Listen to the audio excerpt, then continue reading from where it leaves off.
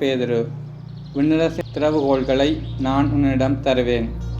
மத்தேயு எழுதிய நற்செய்தியிலிருந்து வாசகம். அக்காலத்தில் இயேசு பிலிப்பு செசரியா பகுதிக்கு சென்றார். அவர் தம் சீடரை நோக்கி, மானிட மகன் யார் என்று மக்கள் சொல்கிறார்கள் என்று கேட்டார். அதற்கு அவர்கள், சிலர் திருமுழுக்கு யோவான் எனவும், வேறு சிலர் எலியா எனவும், மற்றும் சிலர் எரேமியா அல்லது பிற இறைவாக்கினருள் ஒருவர் என்றும் சொல்கின்றனர் என்றார்கள். ஆனால் நீங்கள் நான் யார் என சொல்கிறீர்கள் என்று அவர் கேட்டார். சீமோன் பேதுரு மறுமொழியாக, நீர் மெசியா வாழும் கடவுளின் மகன் என்று உரைத்தார்.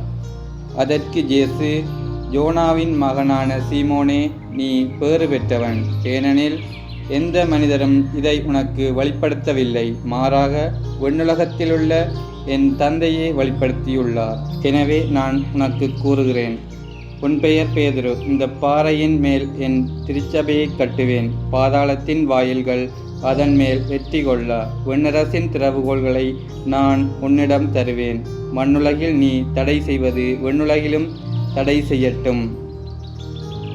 மண்ணுலகில் நீ அனுமதிப்பது விண்ணுலகிலும் அனுமதிக்கப்படும் என்றார். பின்னர் தாம் மெசியா என்பதை எவரிடமும் சொல்ல வேண்டாம் என்று இயேசு சீடரிடம் கண்டிப்பாய் கூறினார்.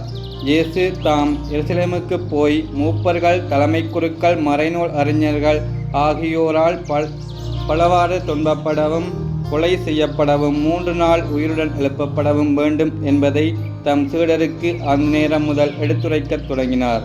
பேதுரு அவரை தனியே அழைத்து கடிந்து கொண்டு, ஆண்டவரே, இது வேண்டாம், இப்படி உமக்கு நடக்கவே கூடாது என்றார்.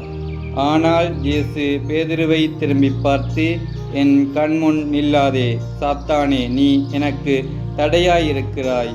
ஏனெனில் நீ கடவுளுக்கு ஏற்றவை பற்றி எண்ணாமல் மனிதருக்கு ஏற்றவை பற்றியே எண்ணுகிறாய் என்றார்.